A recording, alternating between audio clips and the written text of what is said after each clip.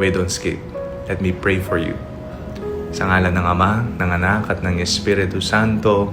Amen. Mapagmahal na Diyos, ipinagdarasal ko po ang aking kapatid na kasama ko sa videong ito. Ano man po ang kanyang pangangailangan sa kasalukuyan, naway ipagkaloob po ninyo kung ito po ay nakabatay sa inyong banal na kalooban. Pinagdarasal ko po na pagkalooban nyo rin siya ng isang malusog na pangangatawan, malayo sa anumang uri ng sakit at kapahamakan. Pinagdarasal ko po, Panginoon, na sa tuwing siya ay nawawalan ng gana, pag-asa at natatakot sa buhay, ipadama po ninyo, Panginoon, ang inyong mapagmahal at mapagkalingang presensya. Huwag niyo po siyang pababayaan, palagi niyo po siyang iingatan. Sa ngalan ni Jesus na aming Panginoon. Amen. Sa ngalan ng Ama, ng Anak at ng Espiritu Santo. Amen. God bless you po.